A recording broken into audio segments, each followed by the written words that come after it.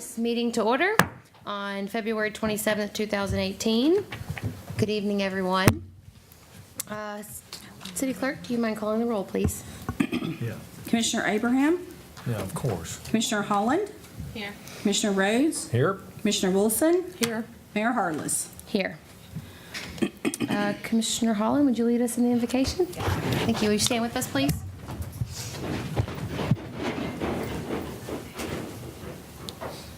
Almighty God, our Heavenly Father, send down upon those who hold office in this commission the spirit of wisdom, charity, and justice, that with steadfast purpose they may faithfully serve in their offices to promote the well-being of all people.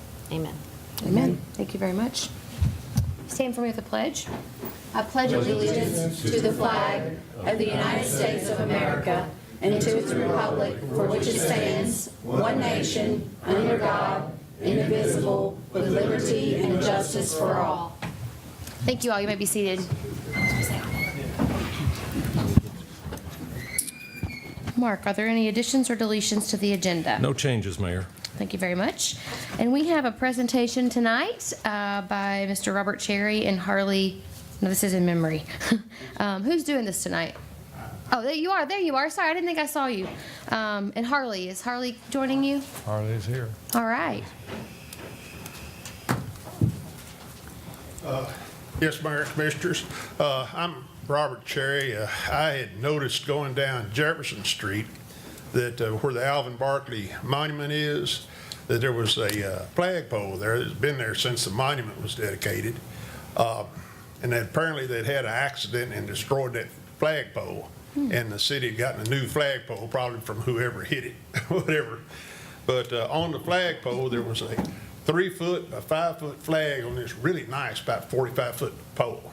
And it kind of resembled a wedding cake, and when you got a little flag on the cake, it looks kind of like a golf flag at the hole that you pick up. And I said, you know, we need to have a flag there that represents Alvin Barkley, the World War II veterans and whatnot, and everything that they did. And so I called Mark Thompson and I asked him if I could donate a flag to the City of Paducah to go there. Now, I brought Harvey with me. There were boys that ran away and joined the circus when they were 16. And Harvey ran away and joined the military. He was a PT boat operator out in World War II. Boy, it's hard to impress me, you know. That's a great thing to do. And so I was going to give Harley the flag here. If you would give that to Mr. Thompson, where you could put that up, you can see how big that flag is going to be. And I brought enough cable to hold it up too, because the He's making you do all the work. yeah, this is a okay. This is a 10-foot by 15-foot flag, Wow. so it's not going to look like a car lot flags, but it's going to be a very good representation. And I just wanted to do that. All the veterans I know are dead, and like Robert Holt, Leon Dodge, Gus Hank, but Harley is the only one that I know. He's 91. It's because he run away at 16. So that's why I brought him. I mean, I'm sure there's a bunch of them, but they're saying they're losing like 1,000 something on a day. So that's what we're doing. So Harley, if you'd like to say something there, just about. Yeah. He didn't have much of a choice, since I was the only living veteran that he knew. I started to say it was an honor, but I guess it is. It really is an honor to be here with you as a representative of the, quote, greatest generation, if we were. And the reason we were was because we knew who the enemy was. And you fellows of the Vietnam group, I've had a lot of feeling for you because the things that you had to go through in the war, we had it easy. Because, as I said, we knew who the enemy was, and we could take it to the enemy. And so, as a World War II veteran, I just want to say that I'm proud that you're going to fly this flag high, and there's nothing more beautiful to me than seeing the flag blowing in the breeze. I've had a flag in my yard for the last 50 years. That's every time I see it, I remember two of my best friends that was killed when my ship went down. And not only that, I wear a tie pin of a PT boat that reminds me of two good friends that died when that PT boat went down. So it's an honor for me to be here with you and know that this flag is going to be flying over the city of Paducah for you to enjoy and the people of the city enjoy. Thank you, and God bless you. Thank you. Thank you so much, Harley.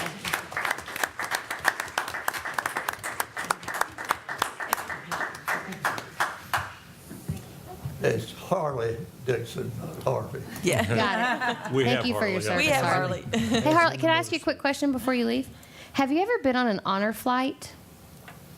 No, I was the West Kentucky representative of the World War II Memorial, Okay.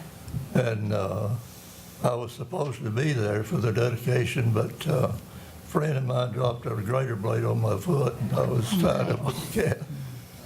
But we set out to raise $100 million, and we raised $180 million. So we have funds to take care of the memorial for some time. Wow. Well, is that something that you would be interested in doing? Beg your pardon? Would you be interested in doing the honor flight out of No. Lexington or Louisville? No, No. Do you know anyone that might be? not at the moment. Okay. If you think of someone, let us know. We got phone calls from the groups out of Lexington and Louisville who are looking for veterans from Paducah area to participate in their honor flights to DC. Okay. Yeah. Thank you so much for being here, and thank you Good to for your meet you. service. God bless you. Thank you. I'm going to leave. Okay. Have a good evening. Yeah, I know. Yeah. Okay, we're going to move forward with the business portion of the meeting. Next up is the consent agenda. Items on the consent agenda are considered to be routine by the Board of Commissioners and will be enacted by one motion and one vote. There will be no separate discussion of these items unless a board member so requests, in which event the item will be removed. Anyone have anything to take off tonight? All right, at this time, I'll ask the city clerk to read the items recommended for approval. Okay, consent agenda for February 27th. Minutes for the February 13th, 2018 City Commission meeting. Appointment of Melanie Nunn to the Municipal Housing Authority to fill the unexpired term of Japam Askew Robinson, who has resigned. This term shall expire July 22nd, 2018. Reappointment of Jim Wheeler and William T. Clayton to the Commissioner of Waterworks Board. These terms shall expire January 6, 2022. Receive and file documents, personnel actions, and municipal orders. A municipal order amending Municipal Order Number 2055, entitled "A Municipal Order Authorizing an Application through the Kentucky Energy and Environment Cabinet and Kentucky Infrastructure Authority to obtain a clean water state revolving fund loan for the flood wall pump station number 2 project, and authorizing the mayor to execute all documents relating to same." This amendment is to include and authorize successors entitled to the office of mayor to execute all loan application documents. A municipal order accepting the bid of Gauls LLC for the purchase of uniforms for the fire department and 911 employees. A municipal order declaring municipally owned real property surplus and authorizing that such property be sold at public auction. A municipal order authorizing the mayor to,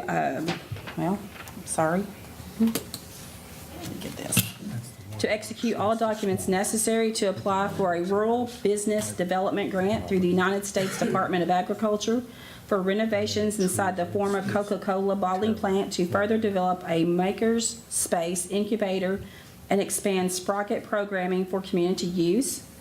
A municipal order authorizing the mayor to execute all documents necessary to apply for a Meet Me at the Park grant through the National Recreation and Park Association and the Walt Disney Company for challenge course equipment at the Pat and Jim Brockenborough Rotary Health Park. A municipal order authorizing the mayor to execute all documents necessary to apply for a 10-minute walk campaign grant through the National Recreation and Park Association for planning activities related to connecting current and future spaces with sidewalks and bike lanes. A municipal order authorizing and approving the sale of surplus municipally owned real property located at 125 North 11th Street, Paducah, McCracken County, Kentucky, for purposes of redevelopment and revitalization in the downtown business area. And the last municipal order is a municipal order of the City of Paducah approving a memorandum of agreement by and among the City of Paducah and Richard Christian Hudson and Virginia P. Hudson with respect to the elimination of a certain dilapidated structure and the rehabilitation, stabilization, and revitalization of a certain commercial structure located at 125 North 11th Street within the corporate boundaries of the City of Paducah and commonly referred to as Slim's Barbecue, and authorizing the execution of such memorandum of agreement. I make a motion to approve the consent agenda as presented. Second. City Clerk? Commissioner Holland? Aye. Commissioner Rhodes? Aye. Commissioner Wilson? Aye. Mayor Harless?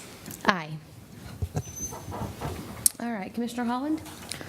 I move that the Board of Commissioners adopt an ordinance entitled, "An Ordinance Approving Change Order Number 1 with Bacon Farmer Workman Engineering and Testing, Inc. for the Riverfront Redevelopment Project Phase 1B, and authorizing the mayor to execute the change order." This ordinance is summarized as follows. The City of Paducah hereby authorizes the mayor to execute change order number 1 with Bacon Farmer Workman Engineering and Testing, Inc. for a price increase in the amount of $220,000 for additional design services for the City of Paducah's Riverfront Development Project Phase 1B. This change order increases the total contract amount to $346,380. Second. Any discussion? No? All right. City Clerk? Commissioner Holland? Aye. Commissioner Rhodes? Aye. Commissioner Wilson? Aye. Mayor Harless? Aye. Commissioner Rhodes? I gotta find it, I'm sorry. Okay. All right. I move that the Board of Commissioners introduce an ordinance entitled, "An Ordinance of the City of Paducah, Kentucky authorizing and approving an agreement between the City of Paducah and Strand Associates Incorporated for the Comprehensive Stormwater Master Plan CSMP Project Phase 2 for the development of stormwater compliance documents and funding strategy in the amount not to exceed $257,040, and authorizing the mayor to execute all documents relating to same." This ordinance is summarized as follows. The city hereby authorizes and approves an agreement between the city and Strand Associates for the development of stormwater program compliance documents and funding strategy for the Comprehensive Stormwater Master Plan Project Phase 2 in the amount not to exceed $257,040, and authorizes the mayor to execute the agreement. Second. Hi. Mayor, Commission, I thought since, water was on everybody's mind with the storms and with the rising river, that I would bring Eric Hickman up here to talk about this. Eric is our stormwater and drainage engineer out of my office, and I thought I'd let him talk about that, and then also introduce John Lyons from Strand to talk about where we're headed with this. So Great. that I'll- Thank you. Welcome, Eric. Yeah, good evening, Mayor, Commissioners, and City Manager. Like Rick said, it's perfect timing to talk about stormwater. Right now, we're introducing Phase 2 of the Comprehensive Stormwater Master Plan. Phase 1 was developing a model to look at City of Paducah comprehensively, and we're nearing the end of Phase 2. We're coming up with 10 project areas with that Phase 1 project. Phase 2 is how are we going to fund those projects? Are we going to fund O&M going forward in Paducah? And I do want to talk about I know there are people that have asked about storm events, record events, 50-year, 100-year. And the last week, we have had 5.8 inches of rain within the last week. Now, in comparison to the July 7th, 15 event was 5.5 inches in 2.5 hours. So the model is modeling that July 7th event, but the river, we're not at a 100-year flood stage yet. I think we're 5 feet from that 100-year flood elevation with the river, but just wanted to give that information, that education outreach there. But with that, we'd like to have John Lyons come up with Strand to talk a little bit more about Phase 2 of the project. Thank you. Thank you. Good evening. Good to see you all again. Yeah. As Eric mentioned, as we begin to conclude Phase 1, which is beginning to look at alternatives and get into discussions of the term, I think that we've tried to bring to this commission's attention is the level of service discussion. And so we'll be entering that discussion with you and with the SWAC as we begin to look at various types of control alternatives. And as we move through Phase 1 will identify the types of controls, the locations of controls, and the cost benefit of those controls. The SWAC is the Stormwater Advisory Committee. I knew what it was. I knew what it was, but We all knew what it was. general population might not. It's just that acronym, yeah. I had this little voice in my head. Yeah. And so, once we get through that phase, then it's going to be very important then to transition to identifying the resources to implement and fund those projects. And it really has, well, a couple of elements to it. But first of all, one of the elements that will be looked at in Phase 2 is looking at your existing infrastructure. And we got to get that system optimized and working as well as possible before we build new infrastructure. And there's a cost to doing that. So we'll be working with city staff to develop a proper operation and maintenance plan.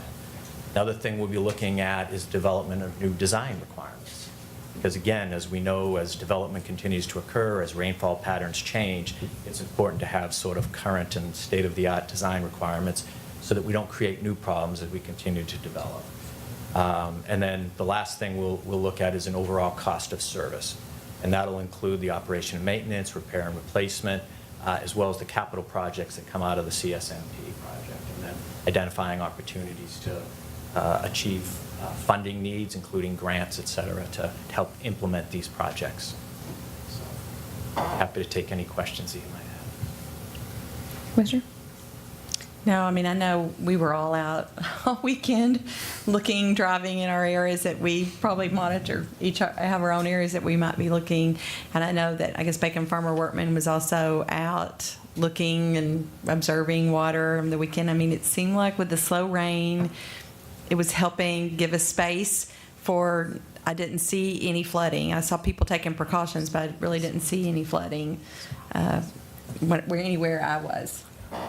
So.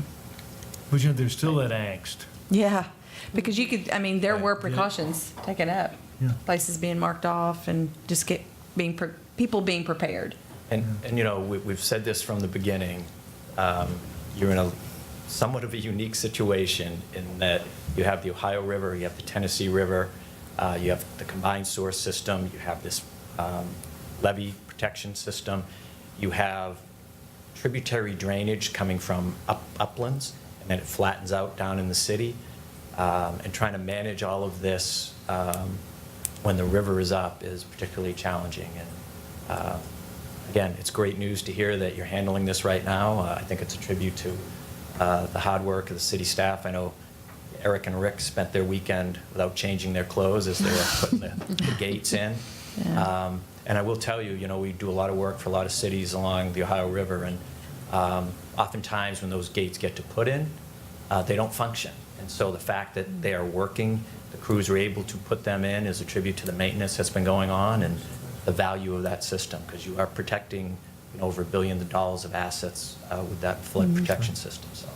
Yeah, so thank you. So it strikes me that perhaps locking in our minds this week and what we saw driving around and what our community saw, we lock that in our minds, because when we start to have this conversation of level of service, if you imagine that we would prevent everything that we saw this week, that's the the highest level of service we could possibly get to is preventing what we saw this week versus preventing the 2015 event. I think that's what you mentioned, right, Eric? Yes.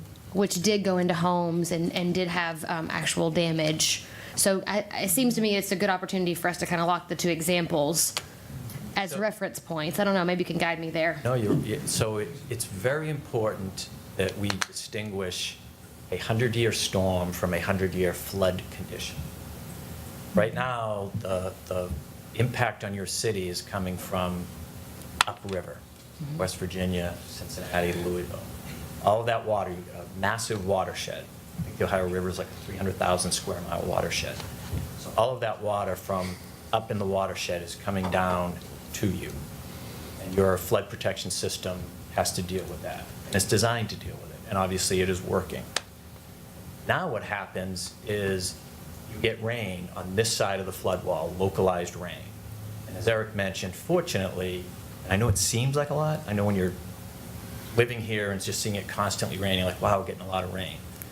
But fortunately, the key to minimizing and mitigating local flooding from local storm events, all is based on sort of the intensity of that rain, the duration of that rain, and the capacity of your system. So one of the things we'll be looking at when we get into the level of service is we can do, the simplest way to look at it is, what design storm do we want your system, your current infrastructure to be able to handle? Is it a 10-year, 25, 50-year, 100?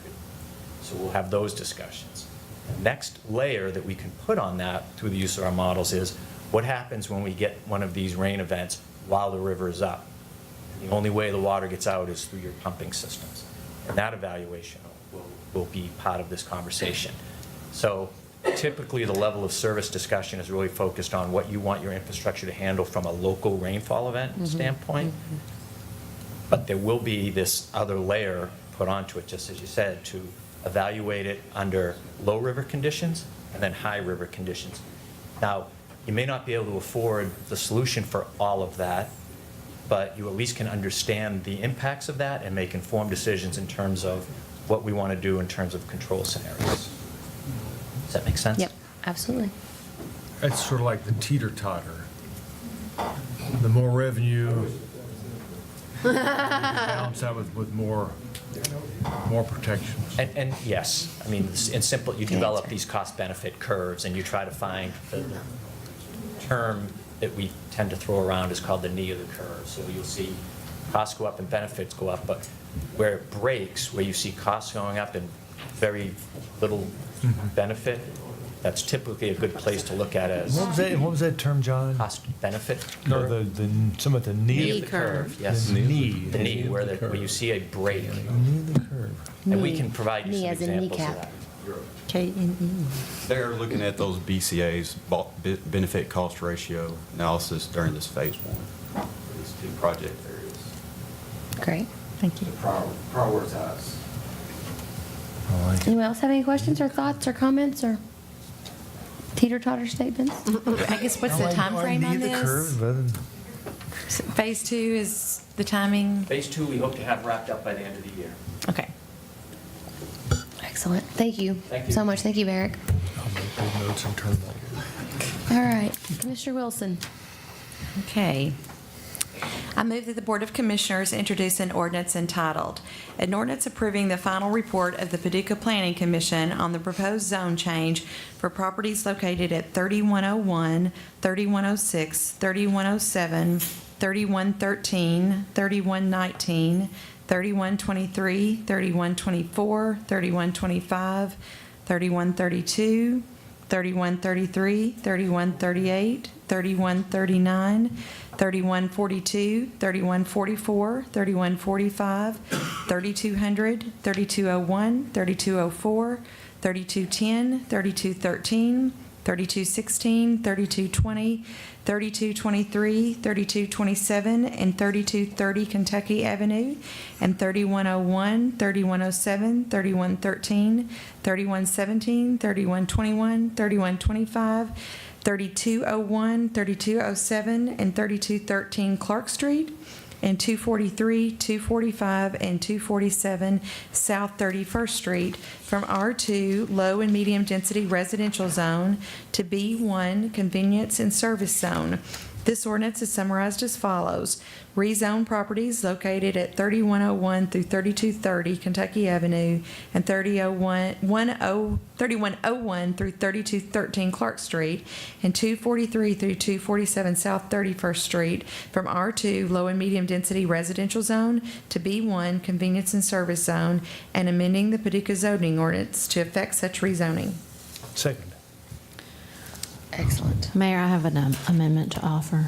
Excellent. Do we want to hear from Tamara first before you bring that, or? She's not up here, so I don't know. I think she's out there. Yeah, she's Hi. back there. Do you mind coming up just in case we have questions?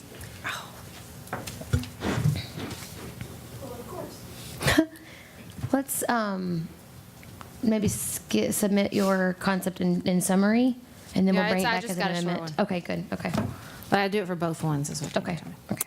I move that we accept the Planning Commission's findings and recommendation to approve case number 171218-1 to rezone the property generally located at 3101 through 3230 Kentucky Avenue and 3101 3213 Clark Street and 243 through 247 South 31st Street to B1, and further with both requests being subject to the condition that retail packaged liquor stores, retail tobacco stores, vape or electronic cigarette shops, and any other retail establishments that sell similar products shall be prohibited. I'll second that for you. Did you say, okay, I want to make sure you included all of it, 3101? I haven't done, I'm going to do it again for my motion, so I didn't do both sections. For the other, okay, for Kentucky Avenue. Yeah. Great. Hi. Do you want to make a comment before we start into discussion? I just wanted to indicate to you that the Planning Commission did have several hearings about this case, and there was significant public debate about this particular petition, and they found that significant change had happened in the area where that warranted a recommendation of approval, which is a deviation from the comprehensive plan. And those findings are attached to the report that you have before you. And of course, I'm here to answer any questions. So I know that on their public hearings, can you tell us how the word was spread about those? I mean, how word got out to the community? To the best of my knowledge, there was a couple of different methods that were used and discussed. A lot of it was word of mouth amongst the neighbors.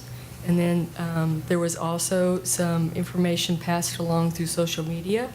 And then also the applicant herself went and contacted the people that were adjoining as well as residing on the actual property itself. Mm-hmm. So there were kind of 3 levels of interaction. I also that saw I'm aware signs of. posted in that area. Weren't there signs posted in Yes. that area to alert them Yes. about the meeting Yes. with the Planning and Okay. Zoning Commission? We did meet, as far as the planning department, we did, of course, meet the statutory requirements, which have a requirement that signs be posted in a conspicuous area along the street frontage. Those were posted. We also mailed notification of those hearings to the affected people, which would be the people that are around the property. So that also occurred. There was also people who became engaged after viewing it on television from the first hearing, because it was actually continued to allow more time and to allow an amendment to the case. So that afforded more opportunity for people to learn about the application. So, and I'm just saying this, I know this, but this comes as a recommendation to us Yes. from the Planning and Zoning Commission, who held multiple hearings about it. Yes. You know, Thank you you. might, at the last meeting of planning and zoning, which was just last week, when they were going to do the interior, to close the alley and to collapse all these property lines to just a few property lines, there was nobody at the meeting except for just city official types. Yes. And that's not necessarily indicative one way or another. The substance of the requests were radically different. There is, while the Planning Commission does have great latitude in handling subdivision of property and the manipulation of property lines, what they're looking at is very different than the actual zoning and land use case. So it's not unusual, but it is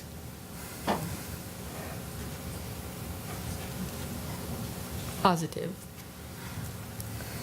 Any other comments?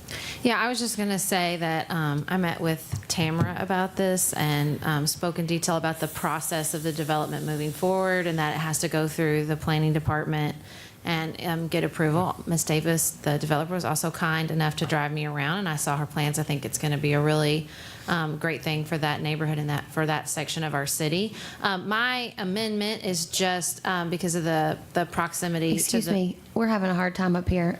Do you guys mind keeping it down a little bit? Thank you.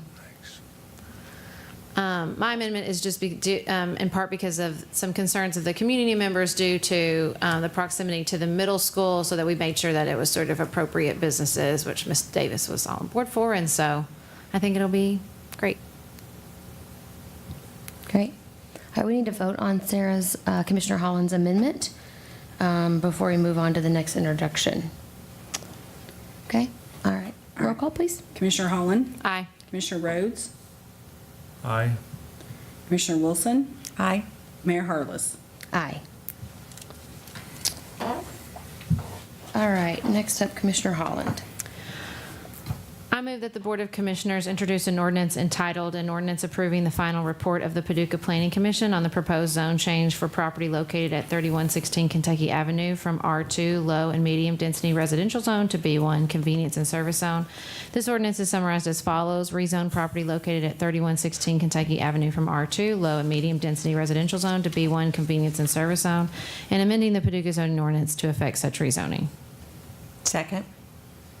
And then, you want me to do this again, the amendment?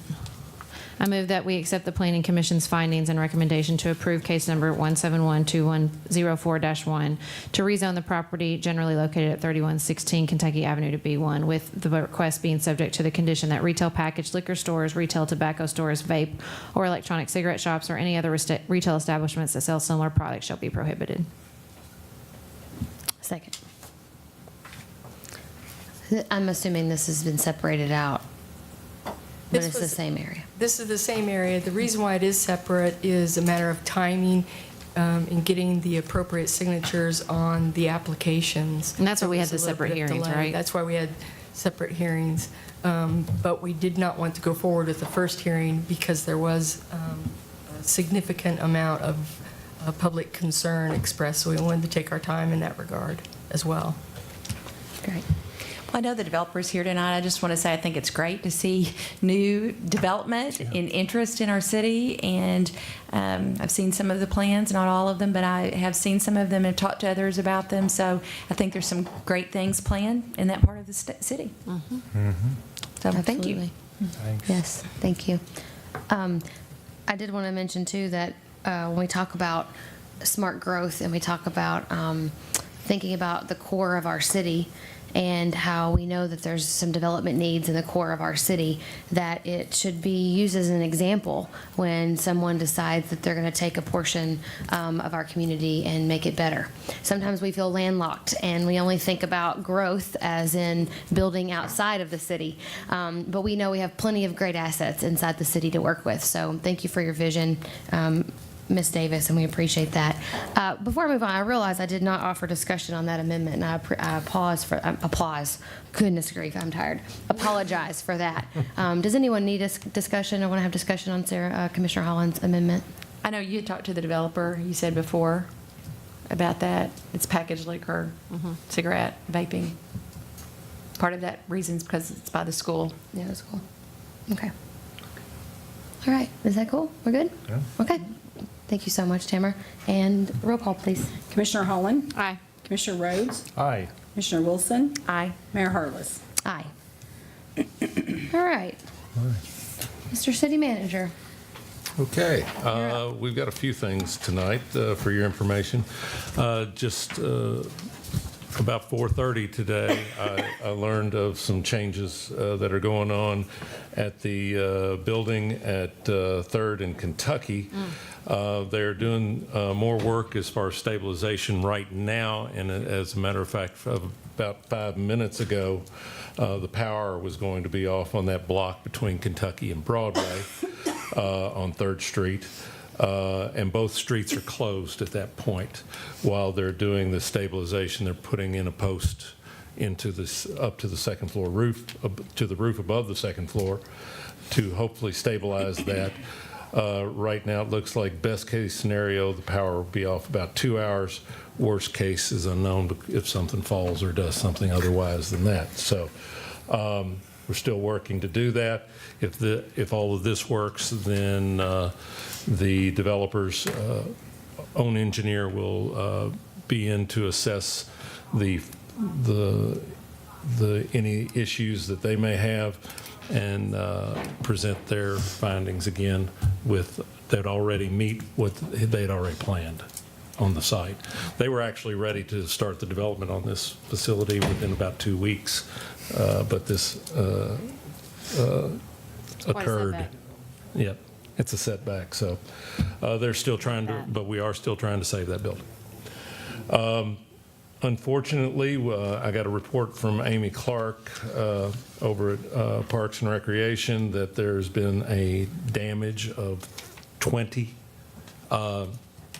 headstones at the cemetery. It's a very sad case. Hopefully we catch those folks. It's very difficulty. Like vandalism? Vandalism at the cemetery. That's a very, very sad case, and we had it last year that took out some of our older monuments, and this year I don't know which monuments they are exactly. Amy, do you know? Did y'all get a chance to check that? They just went through a line and pushed 20 of them over. As they're going through. man. It's a very sad case at that point. We'll be putting our park rangers over to make sure that they give a little extra tour, but it's very difficult on a large Yeah, acreage it's so spot big. like that to catch anybody doing that. So those are two things that are going on right now.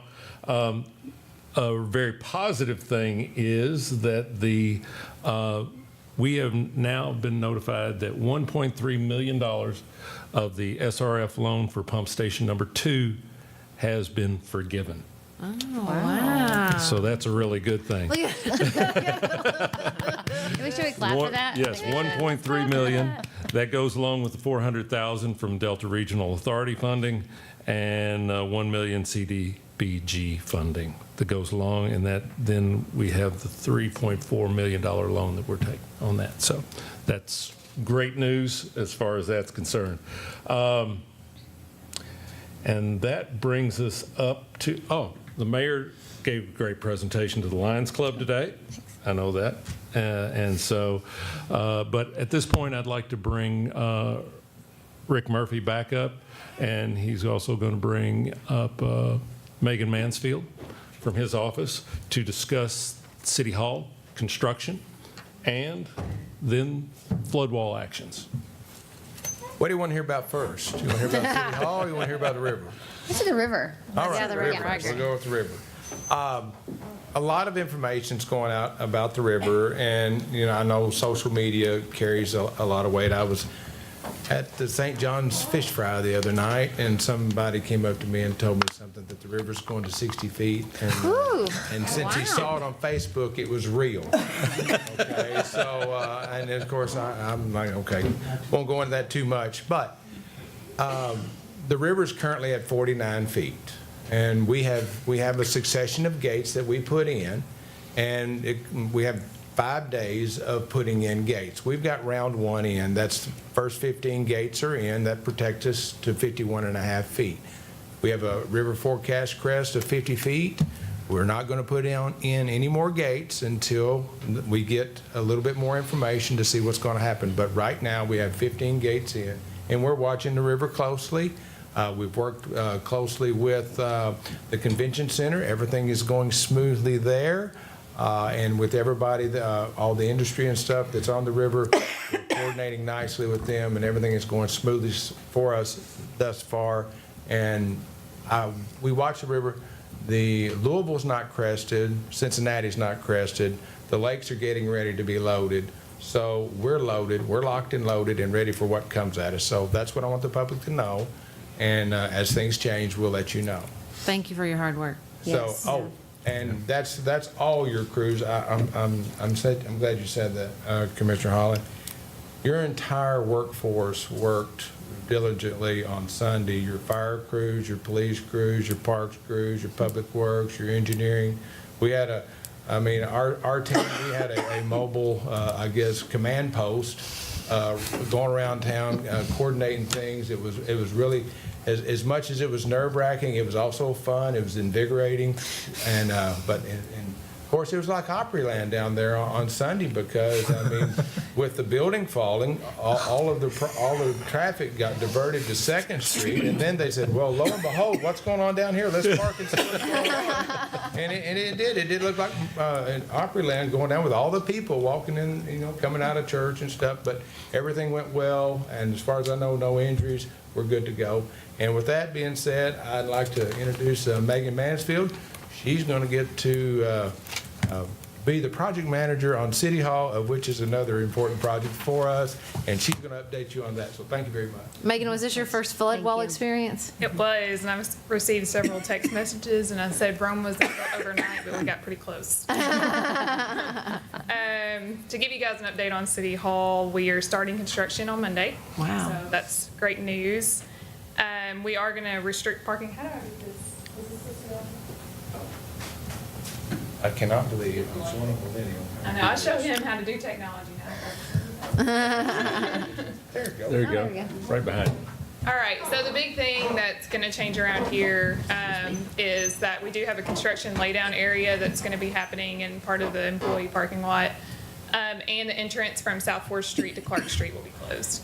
And that remainder of the street until the basement entrance, or exit, I should say, is going to be closed as well. So that allows. So we can't park in the basement anymore? You can, just not after hours right now. Oh, okay. So our plan is that I'm going to participate with the contractor on weekly calls, and then I will send out a weekly update to the staff and tell them who's going to be inconvenienced that week. Because as we move forward, offices are going to need to be relocated. Basement parking will be restricted during part of the project, but just not initially. Okay. So right now, this is the major inconvenience. They're going to start on South 4th Street, which we don't currently use, that staircase. And then they're also going to start cleaning the concrete overhang. So that's going to be fun. So the biggest thing about the weekly updates will be just to mainly keep our employees safe, let them know what's going on. And also, there's going to be a lot of noise. We've done our best to sequence this project so that we're not inconveniencing people as much as we can, but inevitably we're working in the middle of a construction project, so I might pass out hard hats. I know who Or wants one. headphones, Right here. yeah.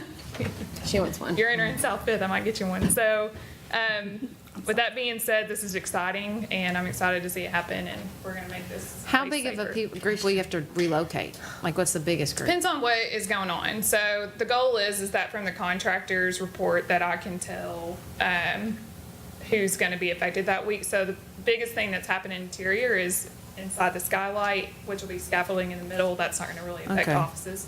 And then there's going to be drains that are put in for the roof that will go through offices like mine, Rick's. So we'll move to maybe the training room that week and Okay. accounting and the various departments, but they'll all be happening at separate times. Okay. So. Yes, so the trees, that is also first on the list is tree protection zones. So those will be marked off and not accessible. We're also going to be doing tree pruning right away that protects those trees as well for the construction. So they have been a major focal point of this project planning. And that will be, you'll see big red, or well, I should say orange, I hope, markings along the trees so that you can't get around those. Wow. Thank you. Thank you so much. This is great.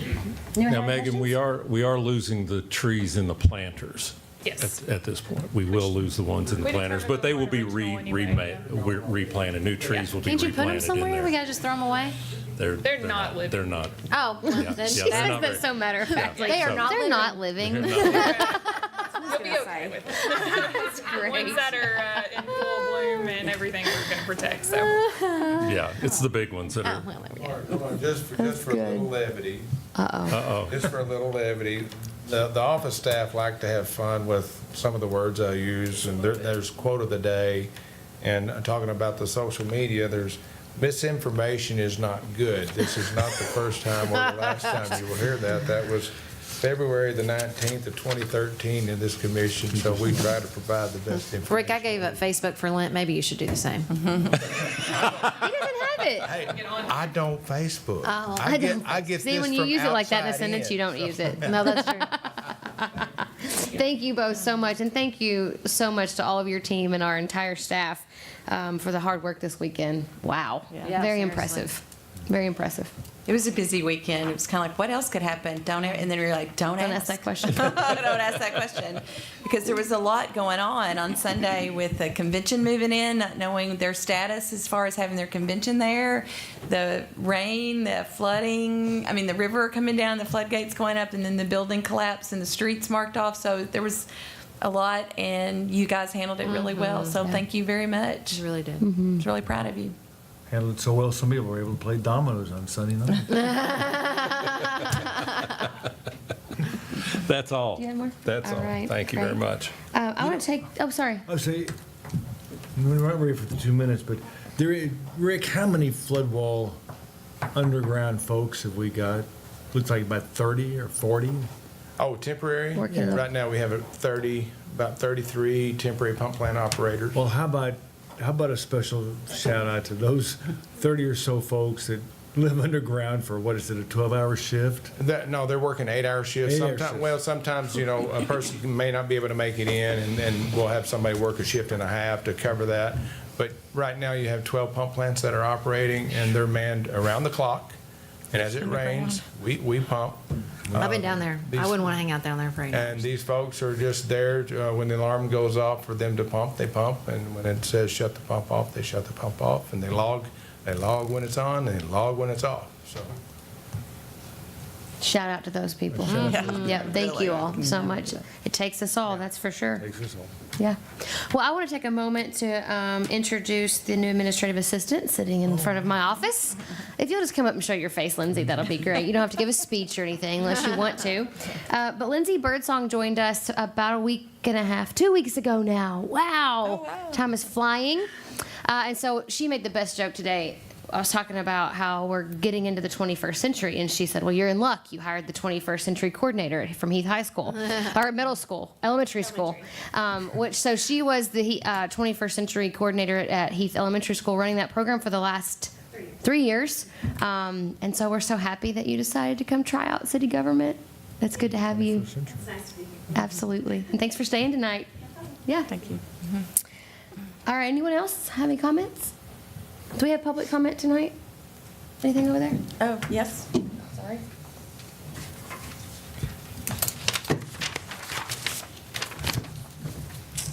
All right, Mr. Beeler.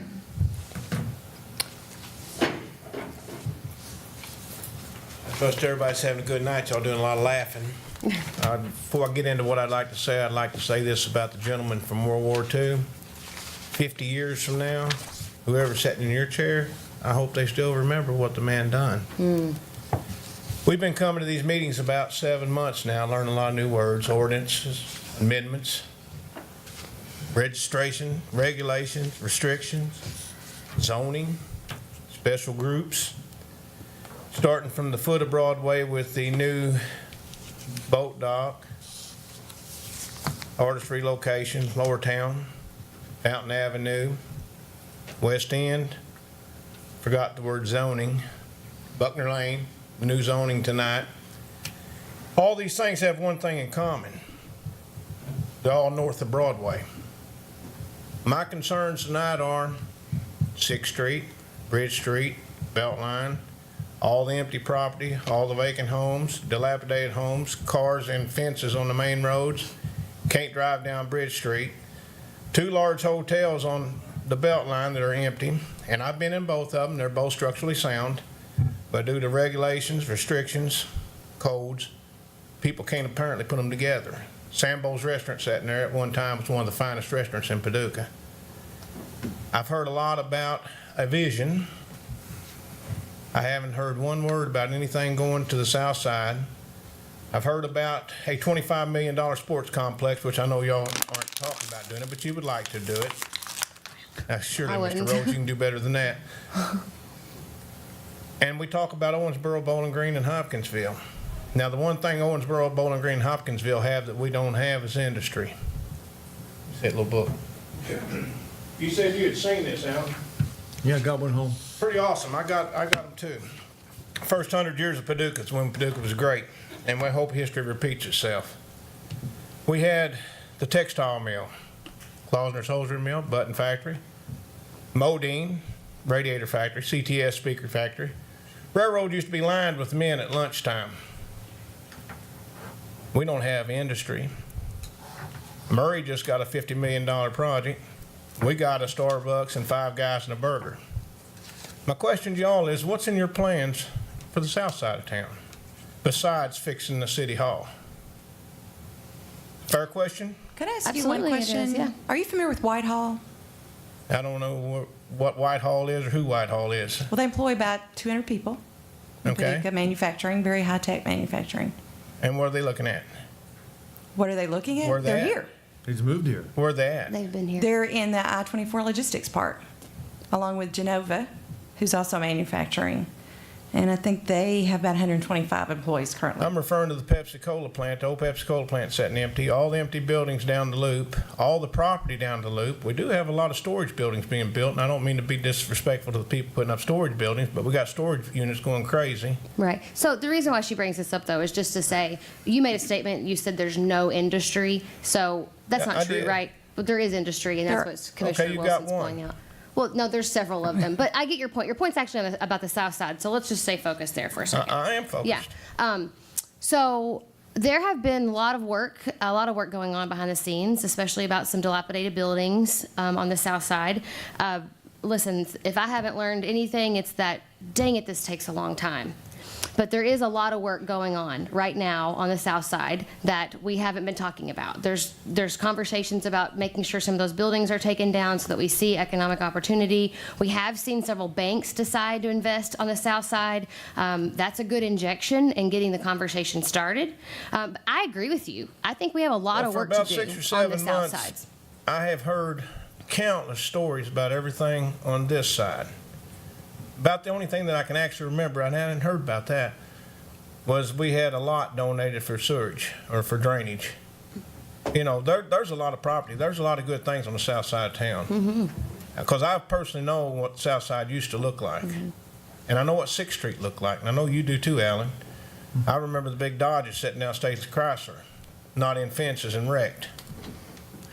So another thing that happened recently, sorry guys, another thing that happened recently, and listen, I'm not giving you successes to say that we shouldn't be talking about this and that we are finished, because we are not, and I agree with you. Well, I'm being fair. But we did just repave almost all of South 6th Street, and with new sidewalks. And I know that's on the docket to continue that work. So there has been some improvement to it. We don't talk about it at the meeting. It's in spaces. I've but seen it has drive been it some every day. piecemealed. But I also know that in our planning office, there is a conversation about how we're going to be able to support other neighborhoods that we haven't quite been able to support. But we're getting close to landing on some of that stuff, but I don't know if anybody else wants to make any comment about what we've already done. But I agree. I think we need to continue There to was a work towards box the south springs side. and a headboard set on the sidewalk on 6th Street for nearly 3 months. I stopped and took a picture of it that morning. I don't know who moved it that afternoon. Turned down Caldwell Street.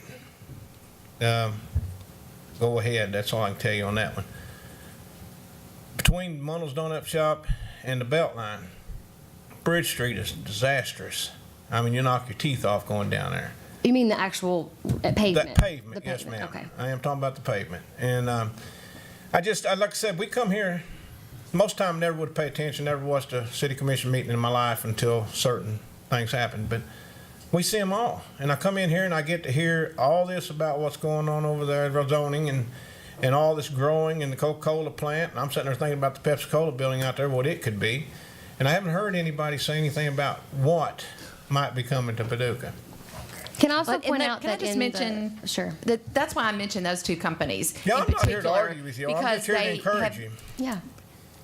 That's the reason I mentioned those two companies, because they have been overlooked. I believe when people say there's no new industry moving in, those are two companies that did move into our town and are employing about probably between the two of them, 350 employees at higher wages with health benefits. So there has been some industry relocate here. I agree with you on the south side. There is plenty of work that could be done. I don't know if any groups from that area have asked you about strategic planning sessions. We'd love to meet with people. You've been meeting with people all over the city to talk about the city's strategic plan. Maybe you could help us get some meetings there. We drive it all the time, and Beltline Electric has now moved in on the loop into a new building that had been sitting empty for a straightened up while. and cleaned up down there. I understand. I see all this every day. I'm on that side every day. This is why it's important to me. Of course it is. And I'll tell you what rips your heart out when you got a grandchild and you got a daughter that you spent millions of dollars putting her through the University of Kentucky, and she says, "Dad, I'm not coming home." There's nothing in Paducah. All of her friends she graduated, 95% of them lives in Nashville, Louisville, Cincinnati. And your grandchildren's up there 5.5 hours away, because there's nothing here that will equal the jobs that they've got there. And I don't expect us to be Cincinnati or Nashville or Louisville, but I would like to see us move up from number 15 in the state of Kentucky. And I really wished, I actually had one of these for every one of y'all, but I was afraid you'd just throw them in the trash. But I would like to leave it to you so y'all can pass it around and read it. Sure. I understand what Paducah was. What they say, history might repeat itself. I hope it does. Ms. Holland, would you like to read that? Yeah, I want to respond really quickly if you don't Go mind ahead. first. Well, I drive down 6th Street every single day because my youngest son, Felix, attends Head Start from 8 to 4, so he spends all his day most of his day on the south side.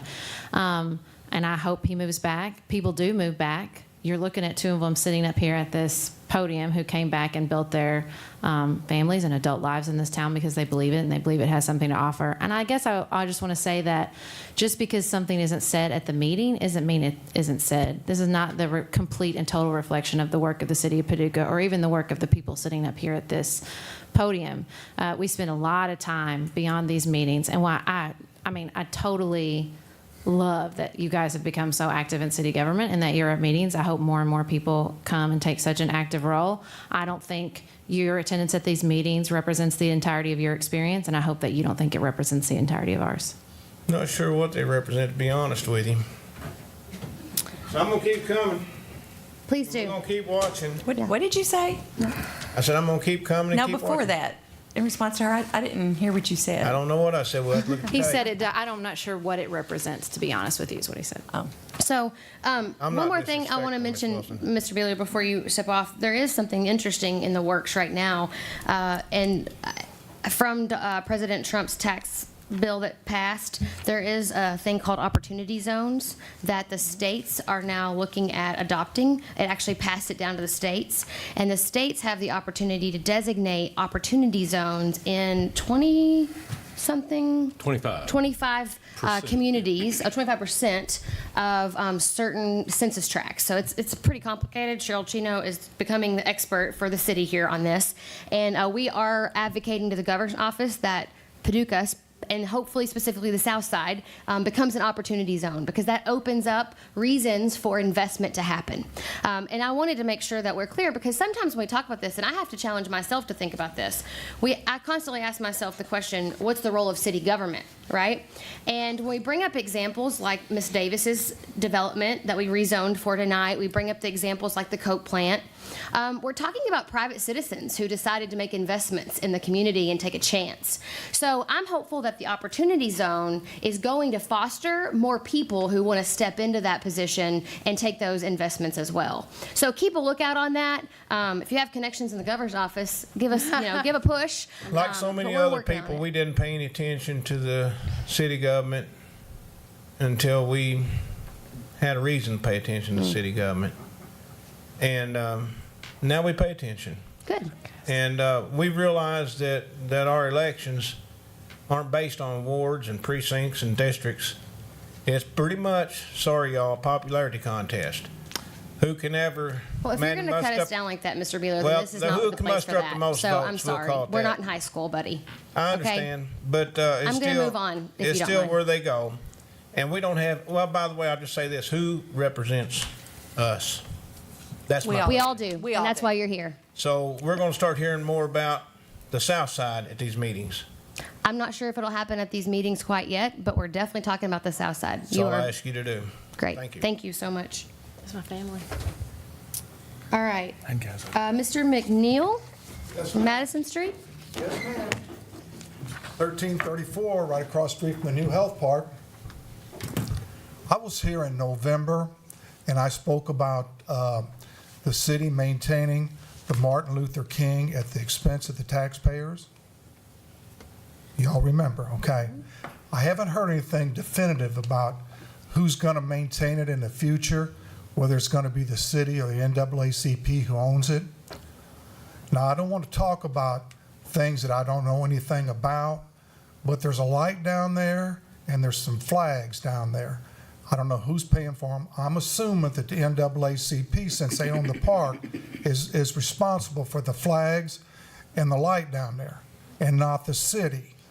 So I was just up here trying to get an update, because we're going to start cutting grass in about a week, as Mr. Thompson knows, or 2 weeks, and somebody's going to be maintaining that park. Now, I'm a taxpayer, and I'm on a fixed income, and I don't like to see any of our tax money being abused. You can understand my position. We're all taxpayers here, right? And we all like to keep an eye on our funds to make sure they're used properly. So, okay, thank you. Are they going to maintain it or not? I mean, you can call me. You got my number. You got my address. And Mr. Thompson sees me every day. So, almost, well, used to when he was down there at the parks. I don't get to see him anymore. It was a joy seeing Mr. Thompson every day. But I'm available every day. I'm retired, and I go down to Senior Citizens and eat. And I do a little volunteer work for the church down there. At our community breakfast, I do all the eggs. And I do some work down there at your bubble, watching the doors for the senior citizens. So I'm around, and I'm community involved. And I'm also a Vietnam veteran.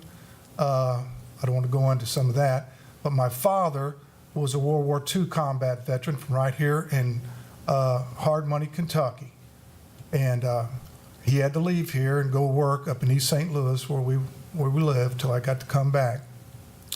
But his ship was sunk in April 1943, and 19 of his shipmates in the USS Kanawha perished. They actually burnt from the planes coming in. Most of them did burn. So, and then I've got as we know, a Confederate veteran who's right down here at Fort Anderson with General Forrest. In March 25th, 1864, I had 4 Confederate ancestors down here with General Forrest. So I come from a long line of veterans. And we like Veterans Day parades, and we cherish monuments, okay?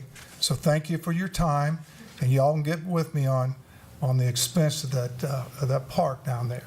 And also, I'm sort of curious about some of, the light down there. I know that the city probably don't pay for that, and I know they probably don't pay for those expensive flags down there, but that's an enormous cost. So I'm sure that the NAACP is probably maintaining it. But I'm just curious. As a taxpayer, I'd just like to know some of those answers. Thank you for your time. I appreciate it. And God bless y'all. Thank you so much. Thank you for your service, Mr. McNeil. You're welcome.